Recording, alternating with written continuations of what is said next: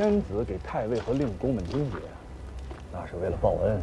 岂是让你们这帮人拿到军中来耀武扬威，作威作福的？都别动！听你们哥哥的话，不要乱动。弟弟我气力小，手也不稳重，我伤了你们哥哥的性命。请张玉军节度使张书记张氏出来，天子有话要问。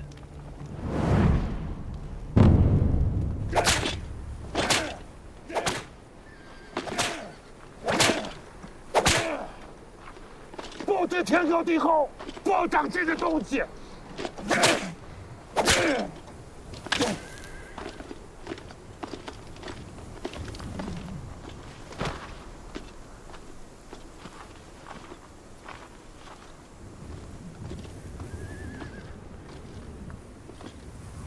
你是张氏，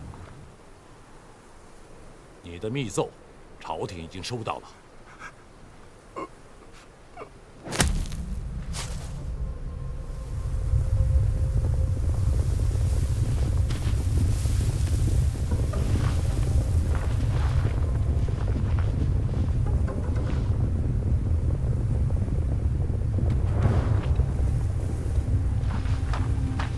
阿爹，阿爹，有追兵，听题声，至少一个队。大长大，走。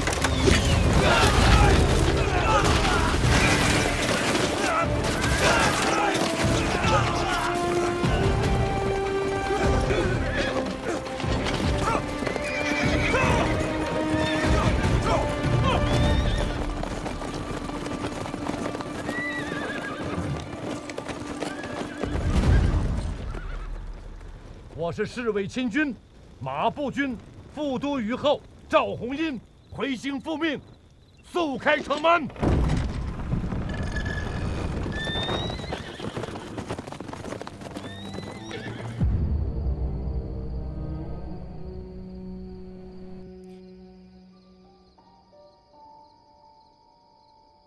此时的赵匡胤，连一个殿前承旨的官身都尚未取得。作为一名以节度使为人生目标的将门子弟，他无法想象，天下间竟然还有张彦泽这般毫无人性的节度使。他不明白，这头残暴的野兽是如何执掌一镇权柄的。他更不明白，面对这样的恶行，大殿内的君臣们又在意些什么？大衙内被太尉一刀割喉，当众烹了大衙内。虫魔寨、骨肉糜，那是皇朝，不是朕的节度使。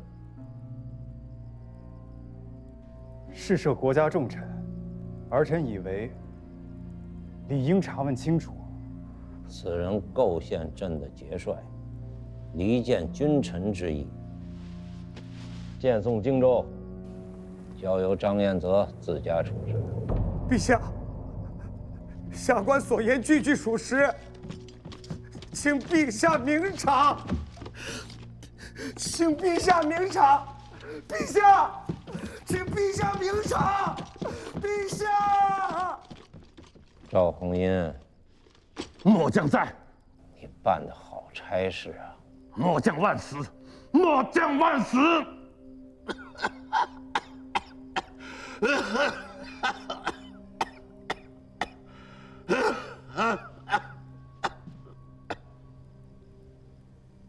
你也是同光元年当差的老人了，罢你为指挥使，留侍为亲军司听命。谢陛下。我想不通，这样还有天理，还有王法吗？就因为他是节度使，因为他手里捏着1万多兵马，这就是天理，这就是王法。当兵的做了太尉，连自己儿子都吃得下去，畜生都不如。大郎，我没说错吧？爹给你找了一个浑家，是你贺伯父家的三丫头，早点把婚事定下来吧。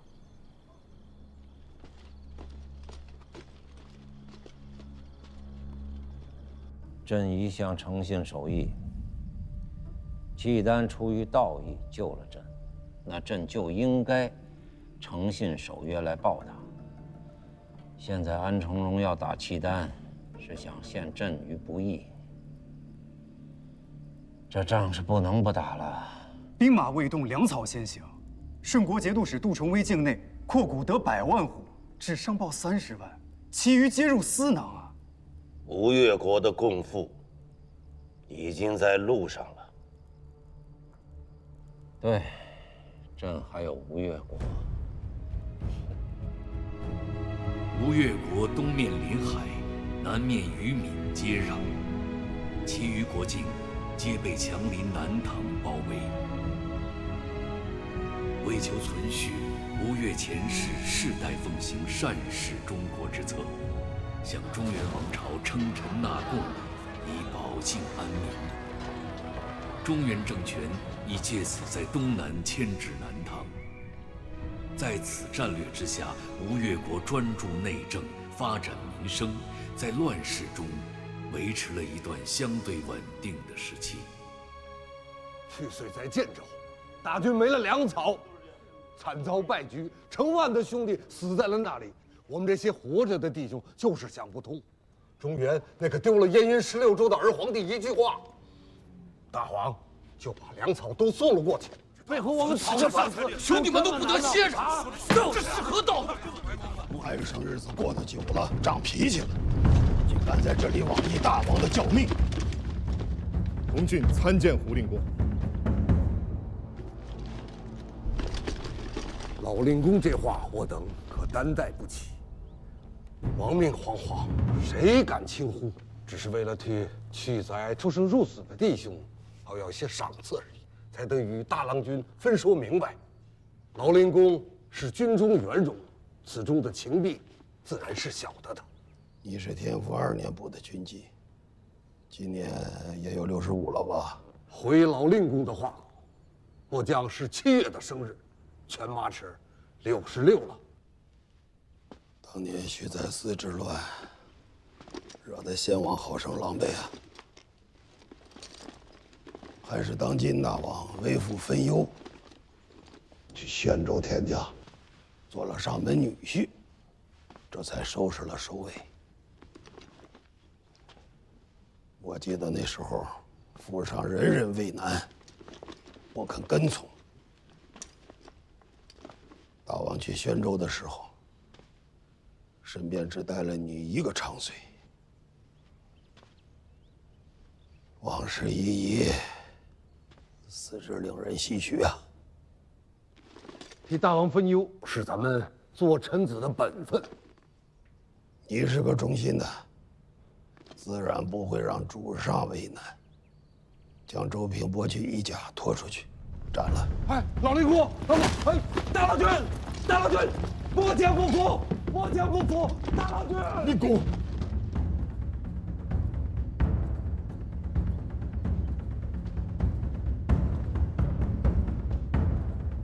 军中这些酒吧，为而不怀德，承平日子过得久了，难免背来懈怠。英公他这……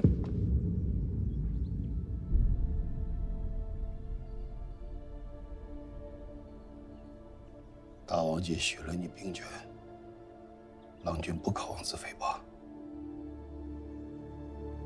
是。你看着胡进思把周平给杀了。事情发生太突然，儿臣来不及阻止。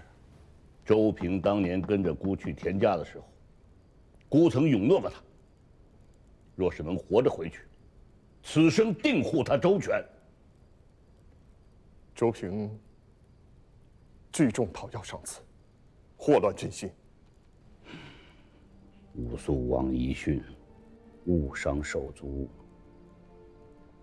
兄弟之情，断了手足，难再续。传我的令，开内库，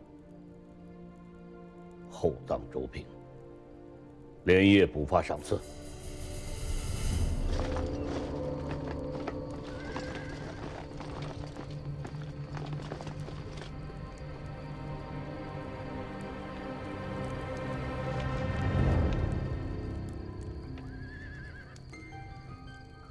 内库为王上私产，不由户部、外府节制，不奉王命，一卷一厘亦不能支纳，职责所系，请记移，恕末将无礼。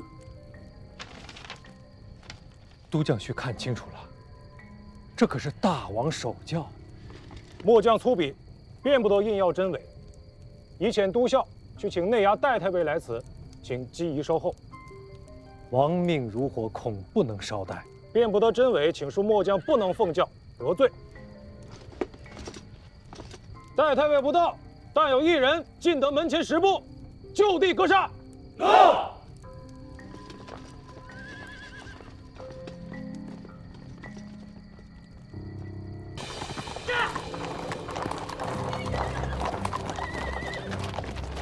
下官东府安抚使司主管金义文字沈文琪参见胡令公。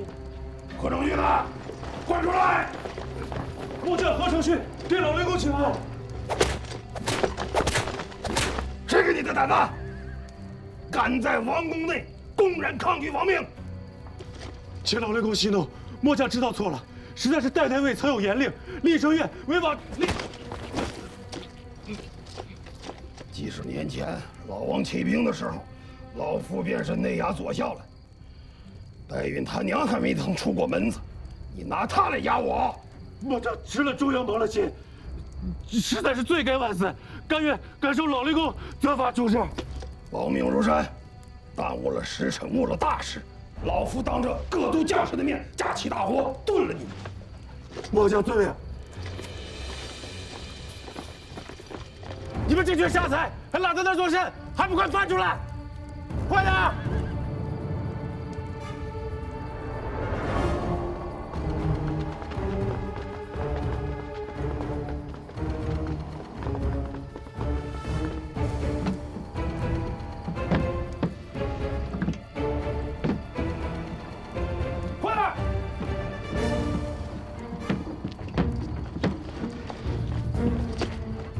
末将早已准备齐当，不敢误了申记一公事。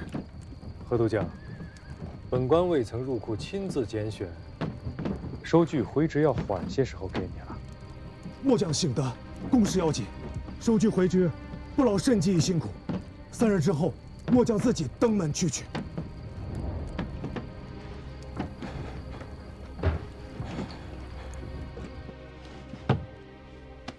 这些绢帛有何不可呢？历来赏赐军卒，所费绢锦皆为黑灰两色，即便颜色再上一等，也至多为青色。绯、绿、靛、青皆为品级所用，庶人用之为僭越。也是，5品以上服绯，6品、7品服绿，8品、9品为靛青。其一，历来赏赐皆为纯色，此番兑换杂色，殊为有异。其二，下官手持王命，而其竟敢抗命，一直拖到胡令公亲来，这才领命，其胆大妄为，令人诧异。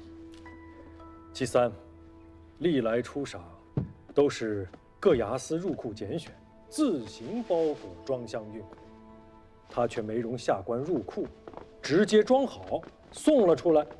平白搭上几百个木箱子，这些可都是要在账面上销账的。难不成这些箱子钱他自家垫了？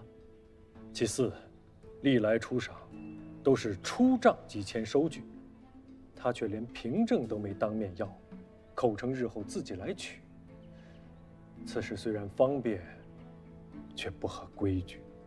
事情明摆着，这是闹了家贼了。到底怎么回事儿？实在是末将吃了猪油，蒙了心。这等唬了外人的鬼话，说给沈文琪听听也就罢了，拿来搪塞老夫，你当真是活得不耐烦了？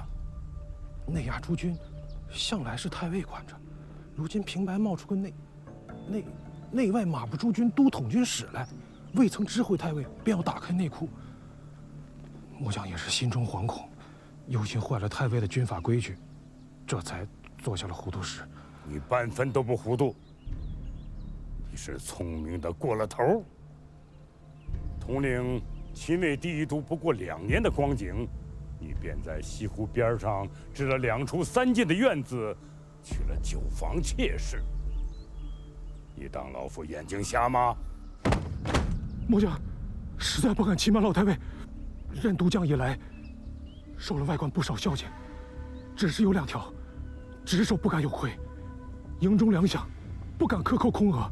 若是犯了这2条，末将情愿万箭穿心。敢不敢，犯不犯，不是你这张利口说了算。你将内库2年出入的账籍送到老夫府里来，你死不死，总要查验清楚，才有公道。谨遵老太尉军命。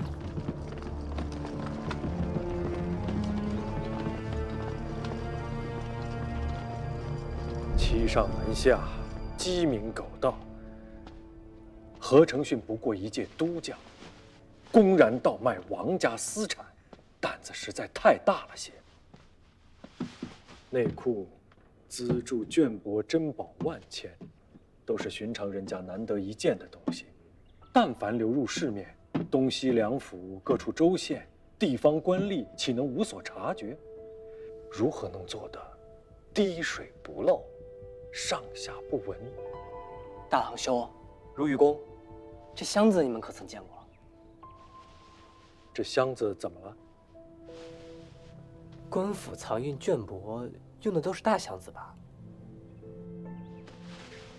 东府库藏所用的箱子，皆是长宽3尺见方的大箱子，确实未曾见过这等长3尺、宽1尺的小箱子。这就对了，这小箱子我却常见。西府城中18家挂山月社招牌幌子的门面铺子，所售卖布匹、绢帛，均用的是这等小箱子。九郎，此事干系非小，你切莫卷进来，开开心心的当鱼帐子便好了。小弟醒得了。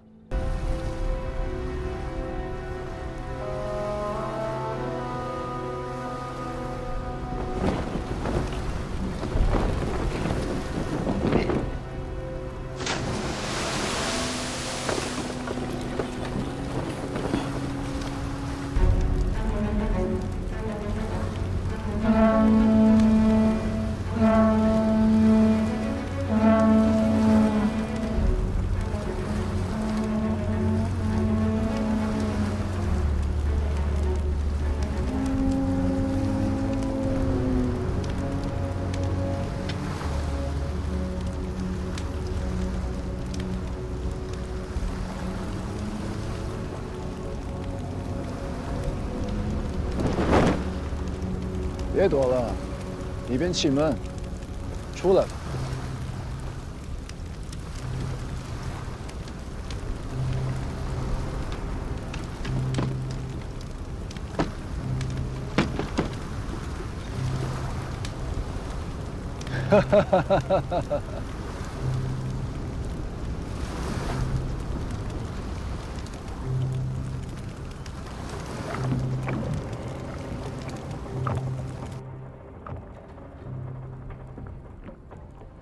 饿了，可有吃食？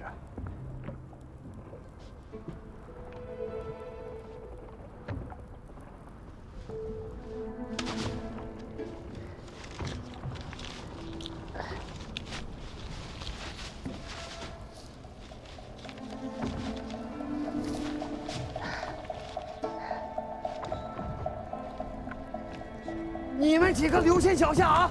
留心脚下！你们两个轻点抬啊，都慢着点。哎，哎呀，都小心些！再要如此粗疏，自家跳下去喂鱼，都抓紧装起来，快点，都装好。快，抬走，抬走，抬走！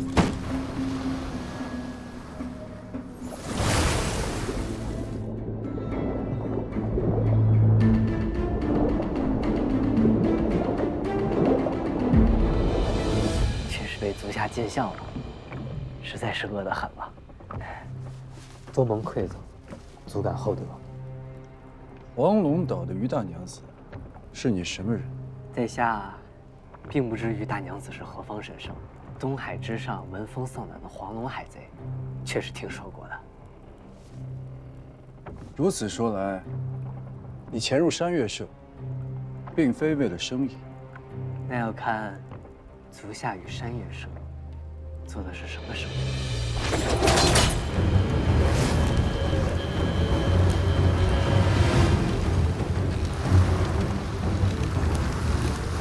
都慢着点，都慢着点！哎，你们几个都小心点！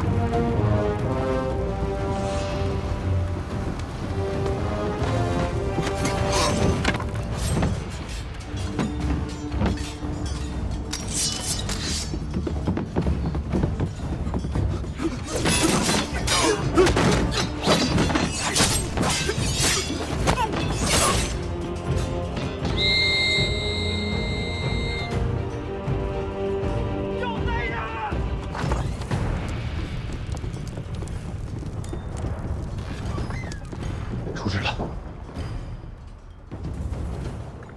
是黄龙社的人。大东主尽管安心处置，小人蒙大东主一饭之恩，尚未回报，不敢擅离。大东主若不放心，可遣一二心腹在此守护。仔细伺候好这位小郎君，莫要怠慢。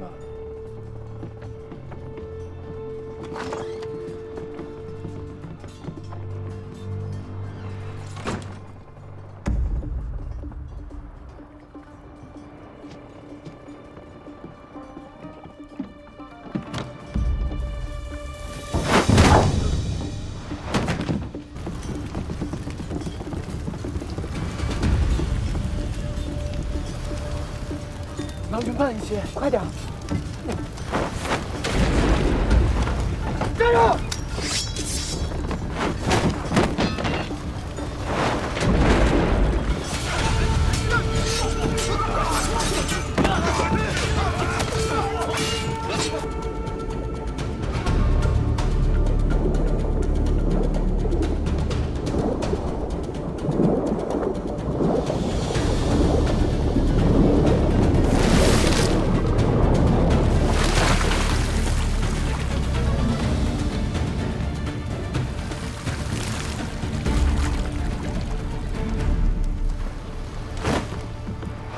放过我吧，放了我吧，哥！